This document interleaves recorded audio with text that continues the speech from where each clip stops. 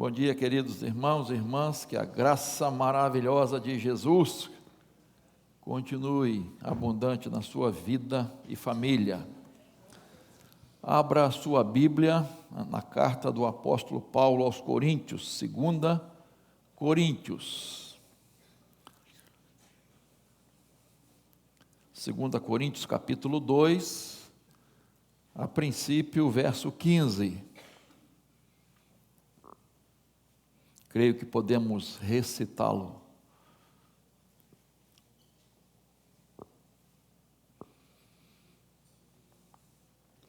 Mas deixa a Bíblia aberta que a gente vai ver outros textos, outros versículos dessa carta do apóstolo Paulo.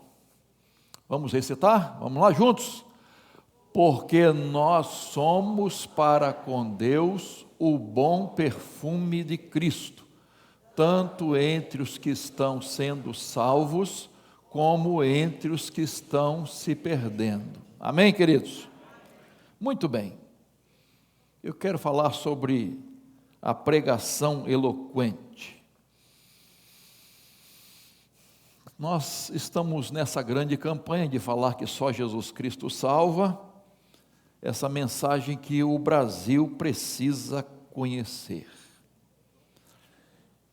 Vamos dizer, esse Jesus que os brasileiros precisam conhecer, o verdadeiro evangelho revelado por Jesus. Por que verdadeiro? Porque tem falso. Infelizmente, irmãos, infelizmente, tem uma caricatura do evangelho sendo anunciada. Um evangelho fake news, que não é o verdadeiro evangelho, que é aquela propaganda do Denorex, né? Parece, mas não é. Parece, é parecido, mas não é. É que nem a parábola de Jesus, falando sobre o trigo e o joio. Se parecem, mas são completamente diferentes, não é? Então, nós precisamos pregar esse evangelho, viver o verdadeiro evangelho, pregando, vivendo e pregando. E eu quero tirar aqui 3 expressões que Paulo usa para que essa mensagem seja eloquente, para que essa mensagem seja fixada, apreendida, para que essa mensagem entre no coração das pessoas e possa produzir. Então, a Bíblia, os profetas usaram muitas figuras de linguagem, né? A gente sabe disso, e Jesus foi o que mais usou em suas parábolas, em suas comparações. Então, a gente aprende muito com Jesus. E Paulo também não ficou atrás não, né? Comparando a mensagem a uma série de acontecimentos, de coisas vivenciais, para facilitar o entendimento das pessoas em relação àquilo que ele queria ensinar. Então Paulo vai usar aqui essas 3 figuras de linguagem, não é? Para a gente entender como pregar esse evangelho com eficiência, com eloquência, com poder, com graça. Então, a primeira figura aí nós já vimos, nesse primeiro versículo que lemos, e eu volto um pouquinho ao 15, o 14, né? Graças, porém, a Deus que em Cristo sempre nos conduz em triunfo, e por meio de nós manifesta a fragrância do seu conhecimento em todos os lugares, porque nós somos para com Deus o bom perfume de Cristo, tanto entre os que estão sendo salvos, como entre os que estão se perdendo.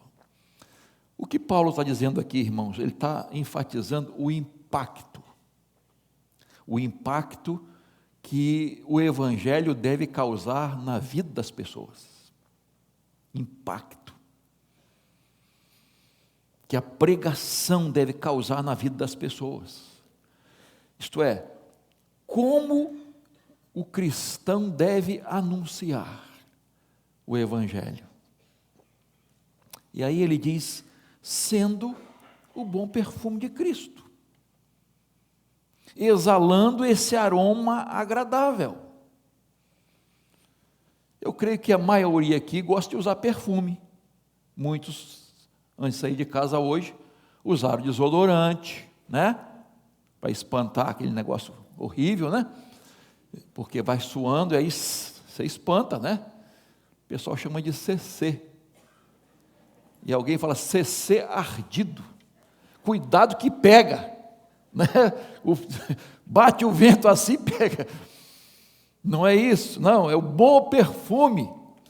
Você quer transmitir o bom perfume. Então você usa um perfume. Então, e tem perfume agradável, não tem, irmãos? Não tem que ser só francês, não. Né? Não precisa falar o nome, não, porque tem muitos, eu também não conheço muito, né? Mas que você, quando chega perto de uma pessoa, aquele aroma agradável. Mas tem uns também que não, né? Às vezes até arde o nariz. Não é verdade, irmão? Tem que ter esses perfumes que, Jesus amado, né? O impacto é o contrário, é o avesso, né? O impacto é negativo, mas o bom perfume, queridos, por exemplo, quando você passa lá perto de casa, né, tem muito isso, as murtas. Já sentiu o cheirinho das flores da murta? Que cheiro suave, que fragrância suave. E quando tem assim na rua, quando você passa, você sente. Já viu o perfume da flor da laranjeira? Que perfume gostoso, dá vontade de você ficar cheirando o tempo todo. Que coisa agradável é sentir esse aroma, esse perfume. Então Paulo está dizendo aqui, que eu falo do conhecimento de Deus. O cristão tem que exalar esse perfume do conhecimento de Deus, daquilo que nós aprendemos de Deus e recebemos de Deus. Então nós temos que exalar esse perfume, que é Jesus. Esse perfume tem que ser conhecido, o perfume do Evangelho. Porque nós somos para com Deus o bom perfume de Cristo. Não é qualquer perfume, queridos. É o bom perfume de Cristo. Você pode se considerar um bom perfume de Cristo? Amém? Você lembra quando Maria ungiu Jesus com aquele perfume caríssimo? E diz o texto que aquele perfume encheu toda a casa onde eles estavam. Aquele perfume maravilhoso. Como é que é, irmãos? O que nós estamos exalando, queridos? Como é que é o nosso testemunho? As pessoas se sentem bem perto de nós? Agradáveis? É algo agradável a sua presença? A forma que a gente fala, se relaciona com os outros? Não estou dizendo agradar todo mundo, não estou falando sobre isso. Estou falando quando a gente exala o conhecimento de Deus, nosso relacionamento com Deus, é algo agradável a todos. Alguns podem reclamar, não é? Então, você pode ver que a parte B do verso 15, tanto entre os que estão sendo salvos, como entre os que estão se perdendo. É o efeito do perfume, da pregação do Evangelho, que tem duas reações. inevitavelmente. Verso 16 completa: para com estes o cheiro de morte para a morte, para com aqueles aroma de vida para a vida. Irmãos, quem ouve e crê no Evangelho de Jesus é vida, estão sendo salvos. Mas aqueles que rejeitam esta mensagem é para a morte, se perdem. Então, por que isso? Porque o Evangelho exige uma resposta, sim ou não. Não tem meio termo, irmãos. Não existe ficar em cima do muro. Aquela história em cima do muro, quem pertence ao muro? Enquanto a pessoa não se decide, ela já se decidiu.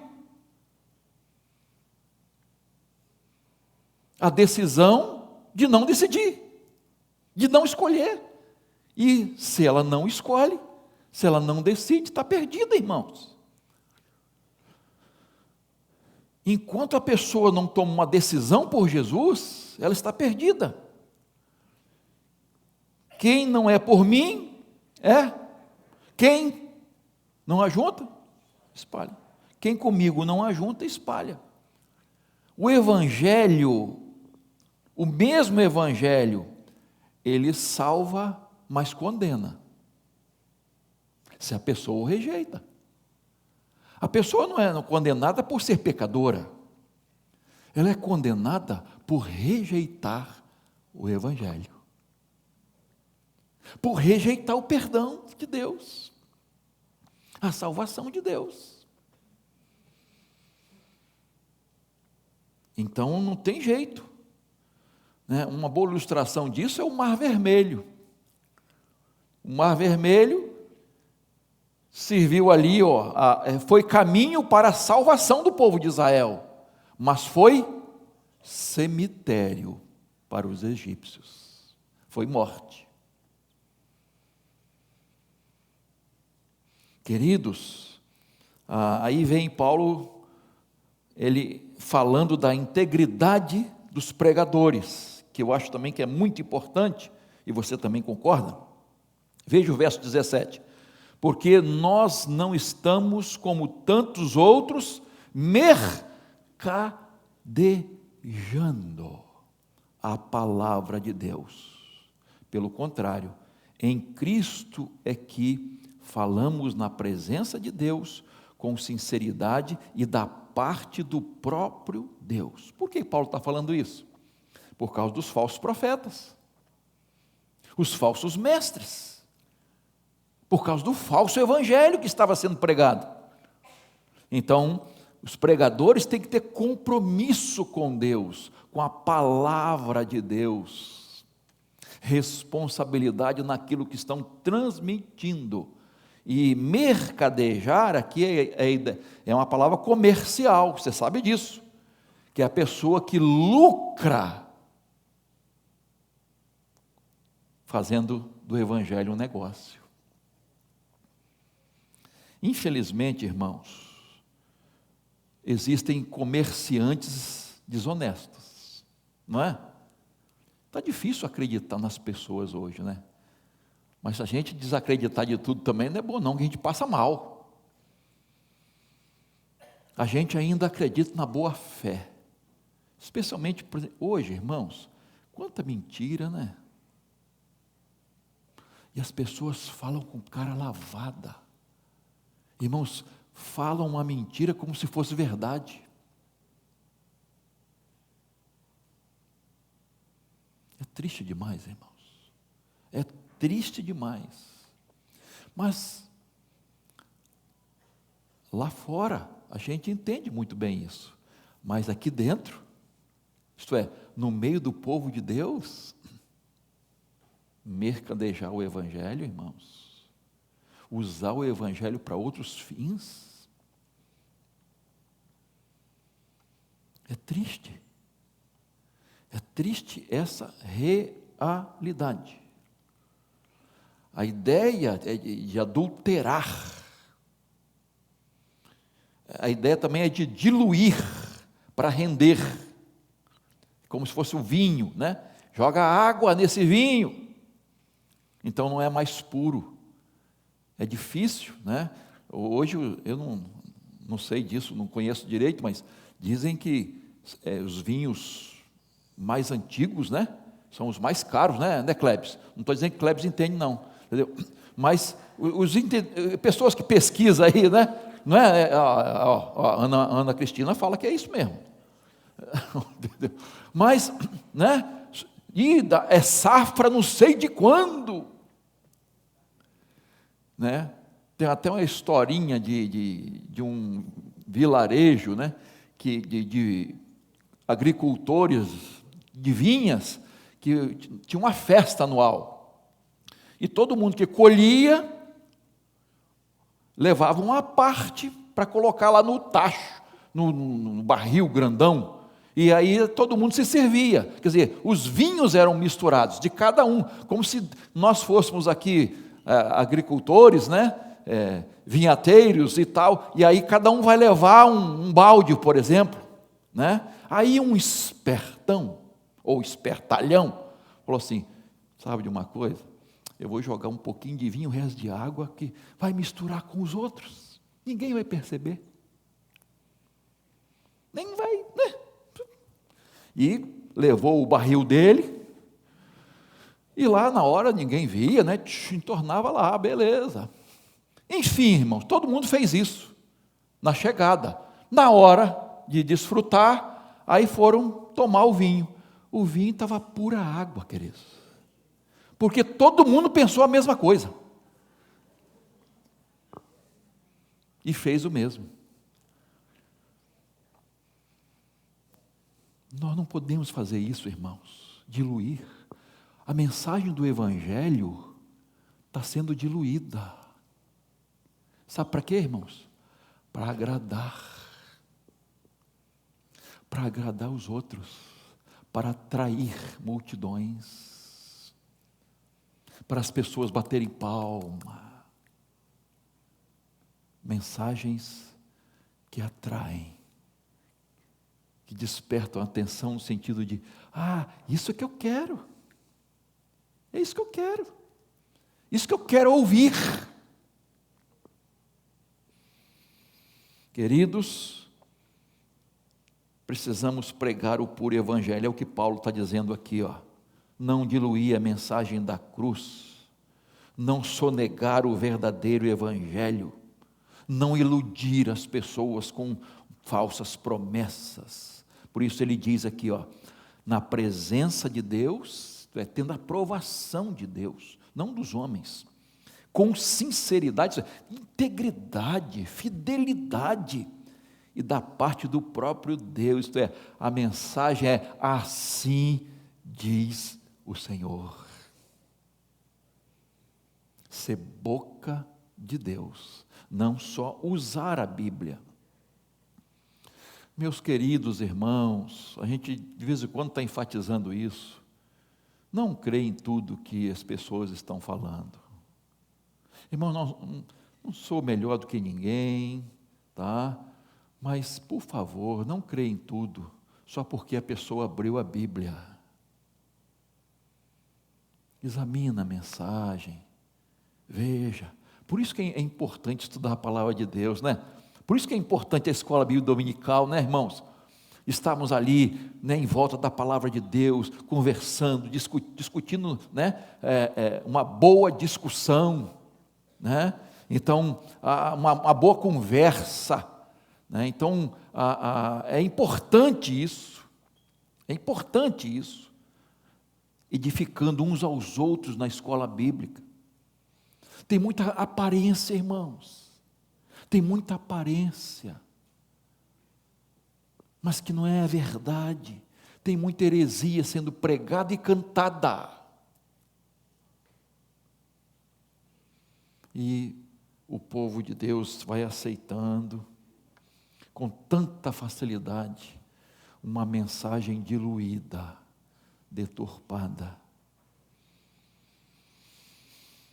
Queridos, vamos ter cuidado para não acreditar em tudo. O segundo exemplo que eu tiro aqui para anunciarmos esse só Jesus Cristo salva, essa mensagem eloquente, nós precisamos ser o bom perfume de Cristo, mas também ser cartas vivas de Cristo. E aí, capítulo 3, vamos lá, verso 1 e 2.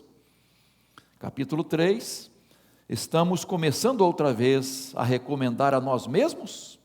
Ou será que temos necessidade, como alguns, de entregar carta de recomendação para vocês, ou pedi-las a vocês? Vocês são a nossa carta, escrita em nosso coração, conhecida e lida por todos. Vocês sabem que o contexto aqui é que muitos questionavam o apostolado de Paulo, e diziam que ele não era um apóstolo legítimo, e ele não tinha carta de recomendação daqueles mestres que recomendavam, que se achavam os tais, e Paulo não tinha essa carta de recomendação.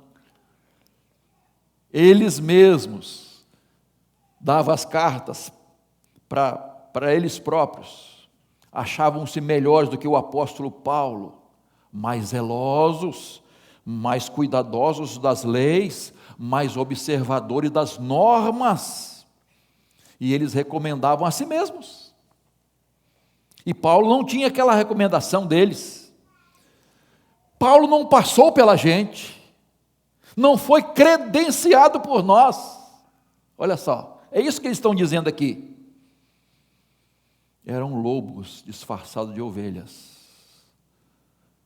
falsos mestres, era o joio no meio do trigo, irmãos. Estes homens, eles se infiltraram na igreja, queriam dominar a igreja. Irmãos, o diabo está fazendo muito isso hoje, infiltrando pessoas dentro das igrejas. Ah, pastor, mas como é que nós vamos saber? Eu sei que é difícil, irmãos, eu sei que é difícil, porque nós julgamos muito pela aparência, mas olha a história do povo de Deus, vai olhando, irmãos, como o inimigo infiltrava pessoas. Olha, na época de Jesus, na época do apóstolo Paulo, na igreja primitiva, observe as cartas apostólicas, lá em Apocalipse, o início de Apocalipse, as 7 igrejas, olhe como as pessoas se infiltraram, e isso vai ser assim, irmãos, até o fim. Pessoas infiltradas, disfarçadas, até o dia da volta de Jesus, até o dia da colheita. E aí, quando fizer a colheita, o trigo será recolhido e vai para o celeiro, e o joio vai ser recolhido e vai para a fogueira. Então, na verdade, irmãos, nós precisamos viver o Evangelho, cuidar da nossa própria vida cristã, do nosso testemunho, para não sermos iludidos, enganados, e entregar esses nas mãos de Deus, porque nós não conhecemos o coração. Mas pastor, a gente reconhece os frutos. Eu sei, pelo fruto se conhece a árvore, mas mesmo assim às vezes a gente fica na dúvida. Então, meu irmão, minha irmã, nós estamos cansados de ver escândalos no meio do povo de Deus. Não se deixe levar por isso, não desanime seu coração por isso, não deixe isso esfriar sua fé, seu entusiasmo, seu desejo de servir a Jesus. Vá em frente. Às vezes as decepções estão perto de nós. Vá em frente, porque cada um dará contas de si mesmo a Deus. Não podemos julgar, irmãos.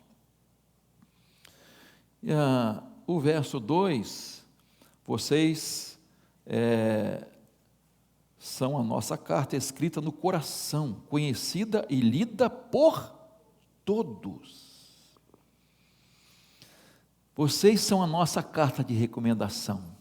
A vida de vocês atesta a nossa pregação. É isso que Paulo está dizendo. O que o Senhor está fazendo na vida de vocês, o resultado da pregação da palavra na vida de vocês, atestam o nosso chamado, a mensagem, o verdadeiro evangelho pregado na vida de vocês.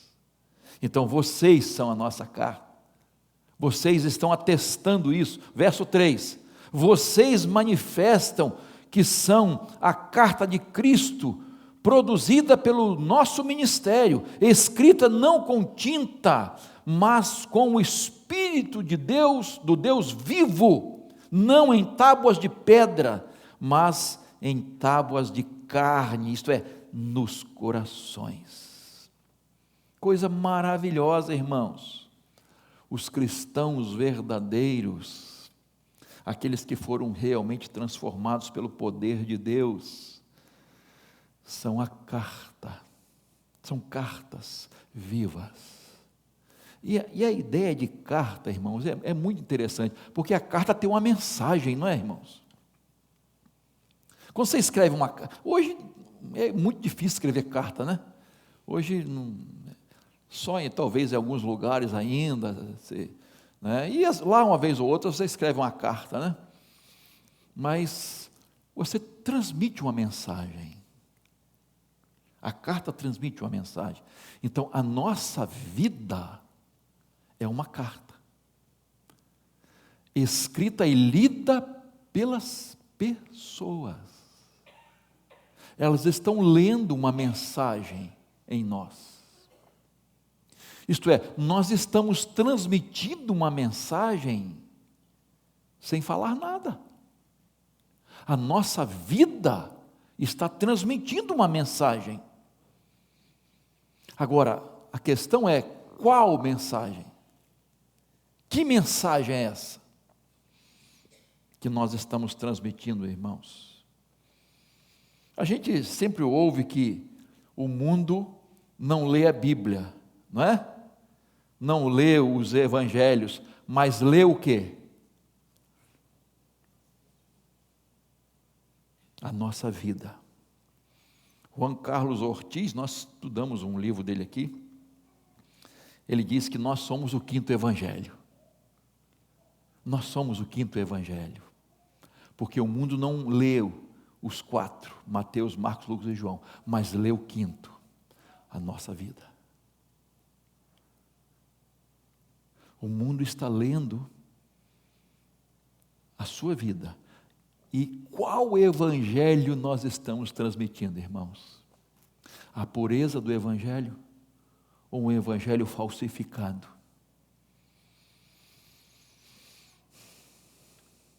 Que mensagem nós estamos transmitindo, irmãos?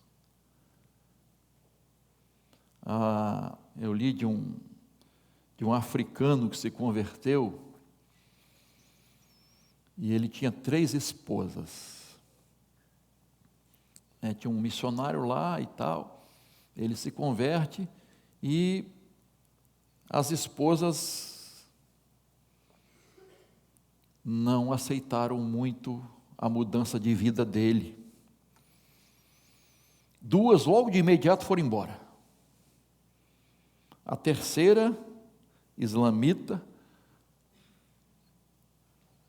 ficou um tempinho, depois foi embora de novo, mas ele amava mais aquela mulher, aquela esposa, né? Tinha 3, amava mais uma. E aí ele não se contentou, ele voltou, ela tinha ido para a casa dos pais, e ele foi lá para resgatá-la, para dizer, volta que eu preciso de você, eu te amo. Aí ela disse, eu vou estabelecer 3 condições para voltar. Quais são, meu amor?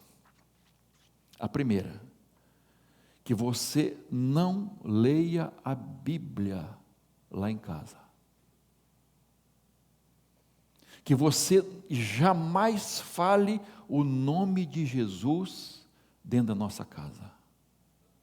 E que você jamais ore em nome desse Jesus aqui perto de mim. E ele contando isso para o missionário, né? Ele falou, e aí? Aí ele disse, eu aceitei. O quê? Você aceitou isso? Por que você aceitou isso? Ele disse, porque ela não pediu para eu não viver o evangelho dentro de casa. E aconteceu, irmãos.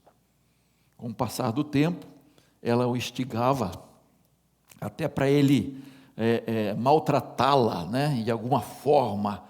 Ela fazia coisas para desagradá-lo, para aborrecê-lo, mas ele se mantinha na linha e tal, e tal. Passou um tempo, irmãos, ela disse, eu vou lá na igreja, onde vocês se reúnem, eu vou lá. E foi. Foi uma, foi duas, se converteu, queridos. Essa mulher se converteu. E aí, no testemunho dela, ela disse assim, eu vi que na vida do meu marido, a palavra de Deus é a verdade. Eu vi na vida dele que essa palavra, que esse Jesus, o que ele faz? Eu vi. Irmãos, o mundo precisa ver para crer. Né? Pastor, fé é crer sem ver. Mas a mensagem vai ser transmitida, irmãos, através de nossa vida. Porque nós somos cartas vivas de Cristo. Agora, umas perguntinhas chatas. Sua esposa pode dizer que você é uma carta viva de Cristo? Seu marido pode dizer, ele é uma carta viva de Cristo? Seus filhos podem dizer isso para você? Seus pais podem dizer isso para você? Esse meu filho, essa minha filha, é uma carta viva de Cristo. É o Evangelho. Nossos vizinhos, irmãos, podem dizer isso de nós? Carta viva. Que mensagem a vida desse vizinho é para mim. Os colegas de faculdade, de escola, podem dizer isso de nós? Colega de trabalho, enfim, as pessoas com quem nos relacionamos podem dizer, essa é uma carta de Deus, é uma mensagem de Deus, é o Evangelho vivido. É isso que o nosso país precisa, irmãos. De pessoas que vivam verdadeiramente o Evangelho. Não, eu não sou perfeito, cometo falhas, você também não é. Mas, irmãos, é diferente quando até nas falhas, nos erros, até nos nossos nossa posição, como nós encaramos isso, como nós tratamos disso, nos posicionamos em relação a isso, é uma mensagem do Evangelho, até mesmo na hora de reconhecer o erro, confessar, pedir perdão. O Evangelho está ali, é mensagem do Evangelho. Meu filho, minha filha, papai errou. Mamãe errou. Pai, eu errei. Mamãe, eu errei.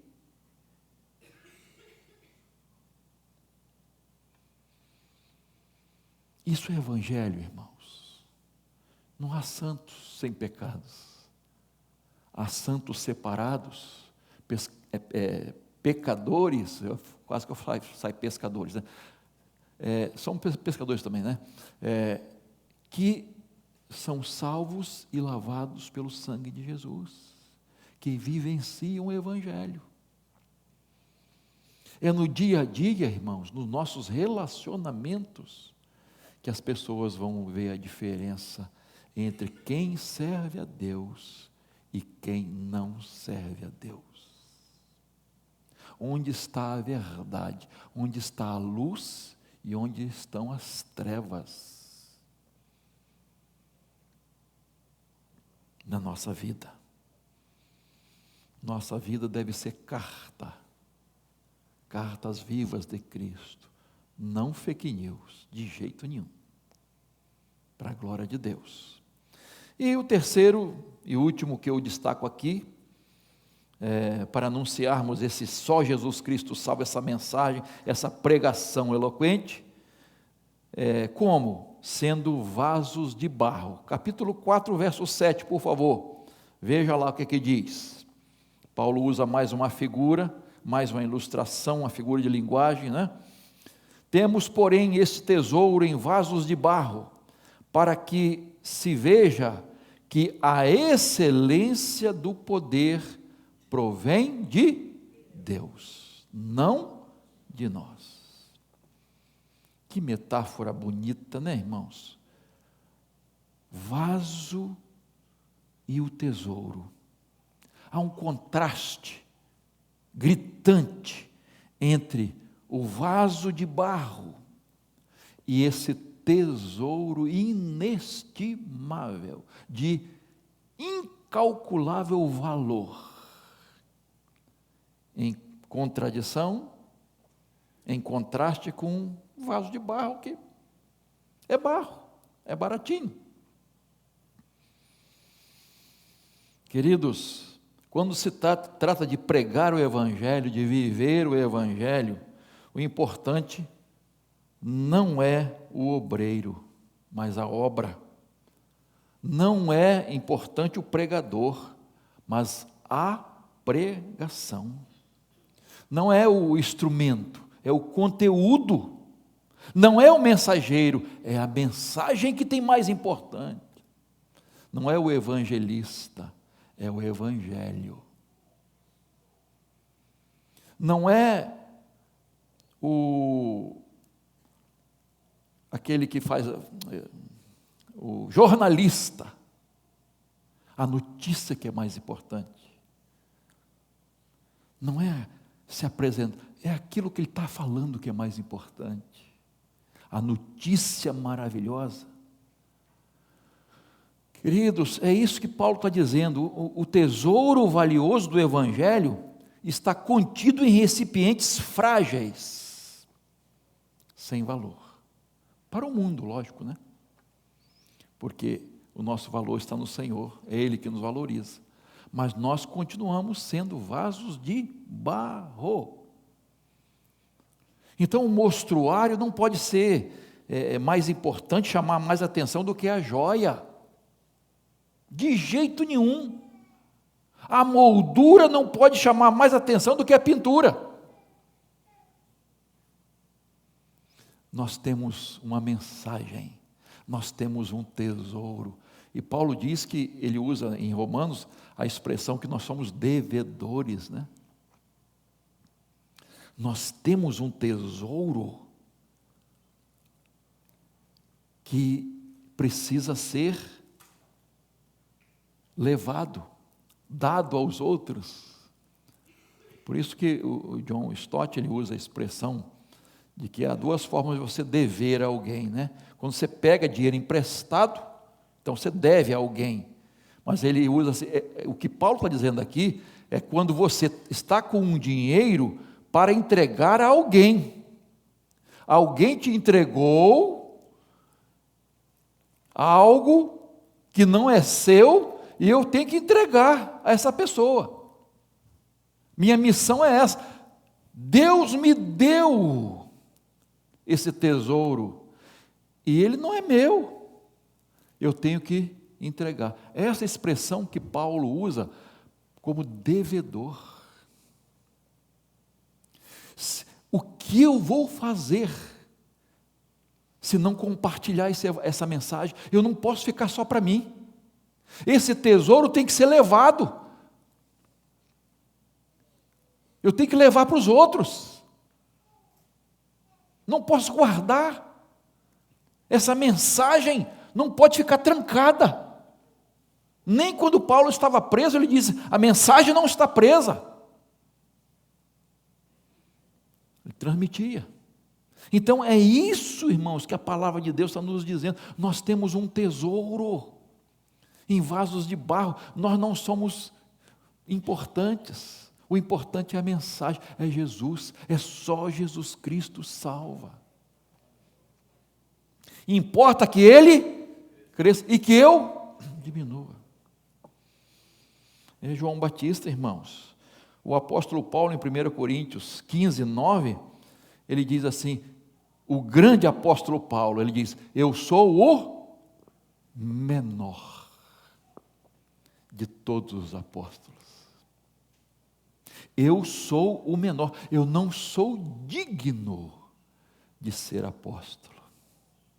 Mas o Senhor, pela graça, o escolheu. E ele tinha todos os motivos para se engrandecer. E ele lutava contra isso. E você sabe por que o espinho na carne veio. Deus deu um espinho na carne. Ele permitiu aquele espinho, né? Para eu não me engrandecer pela excelência das revelações. Eu não sou nada. Ele, é Ele, é Ele, é Ele. Eu sou vaso de barro, mas há uma mensagem poderosa, riquíssima, que eu quero transmitir para vocês. Então a fraqueza do vaso ressalta a excelência do poder de Deus. E Atos 9,15, Deus diz que Paulo foi escolhido por Jesus como o vaso para levar o seu nome aos gentios. Atos 9,15. 2 Timóteo 2,21, Paulo diz a Timóteo que precisamos ser vasos de honra, úteis e preparados para toda boa obra.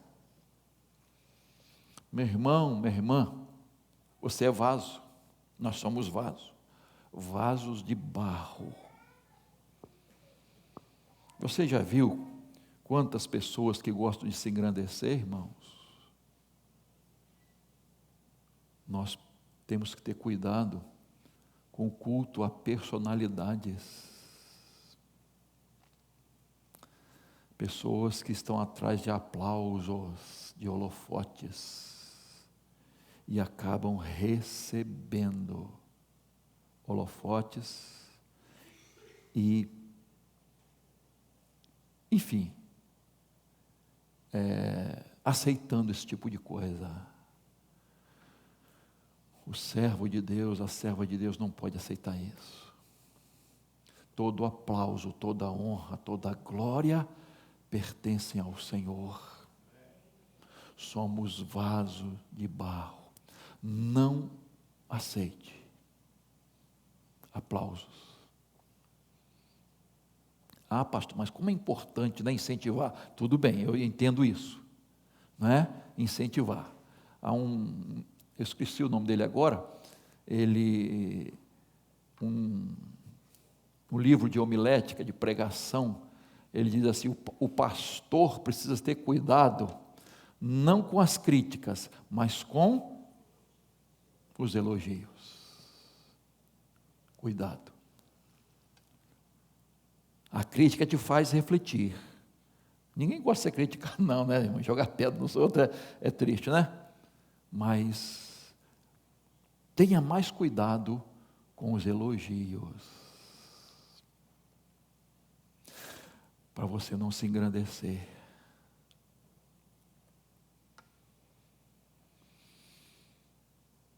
Isso se aplica a todos nós, irmãos.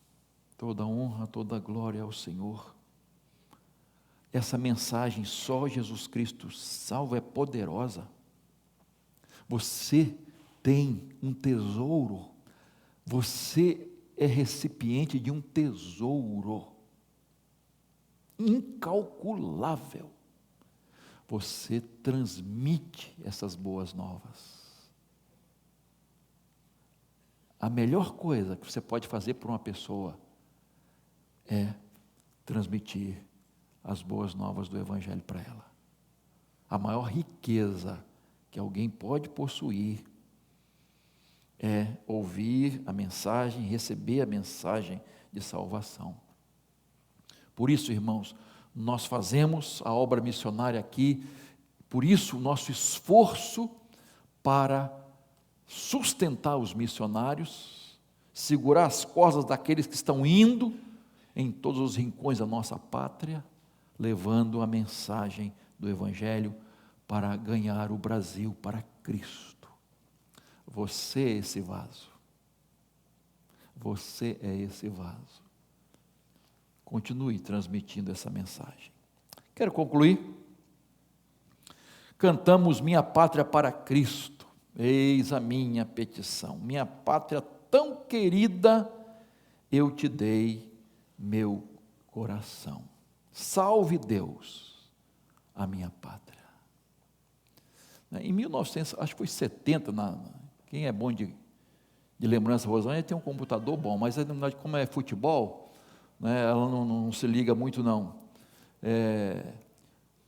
Tive uma música que falando de amor à pátria. Eu amo o meu Brasil, alguma coisa assim. Eu te amo, meu Brasil, eu te amo, um negócio assim, né? Então, nós amamos o Brasil, irmãos. Amém? Se amamos o Brasil, nós precisamos transmitir essa mensagem aos brasileiros. Porque muitas vezes nós não estamos demonstrando que amamos o Brasil.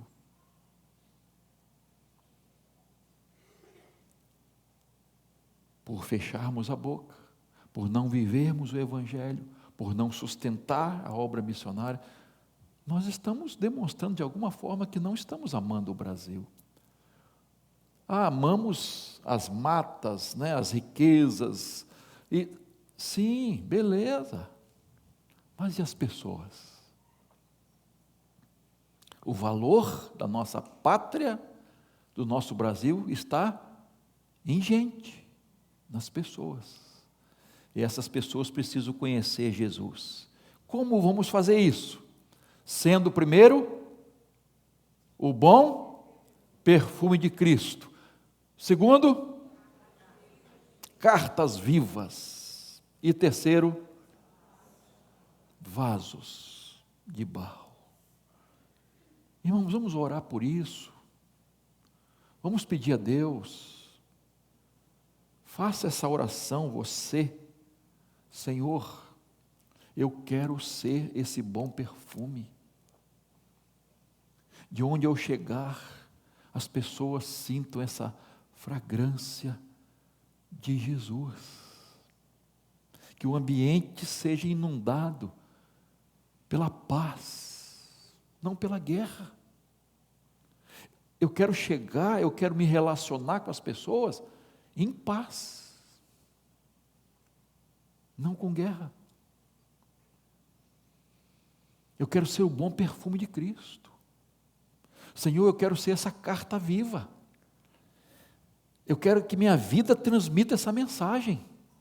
Que os meus relacionamentos, o meu viver dentro de casa, na igreja, na faculdade, no trabalho, no esporte, no lazer, as pessoas vejam essa mensagem. A mensagem da minha vida. Minha vida é Jesus. É a luz do Evangelho. As pessoas têm que olhar para nós, para as nossas boas obras e fazer o quê? Glorificar o Pai que estás no céu. Já estou terminando aqui, tá? Tá, me avisando aí. Então, queridos, vamos pedir a Deus isso hoje de manhã? Curva a sua cabeça, por favor. Faça essa oração antes de cantarmos Sinceramente, se você concorda com o que transmitimos aqui, porque foi a palavra de Deus, é a palavra de Deus, então diga para Deus: Senhor, eu quero ser um bom perfume, que a minha presença seja um bom perfume, o bom perfume de Cristo, o perfume do Teu Evangelho. Senhor, eu quero ser carta viva, que a mensagem que minha vida transmite seja a mensagem do Evangelho, seja a mensagem de Jesus. Eu quero ser esse vaso, Senhor. Não quero ser importante, aplaudido. Não, Senhor. Eu quero que os holofotes sejam direcionados para a cruz de Jesus e não para mim. Fala com Deus, por favor.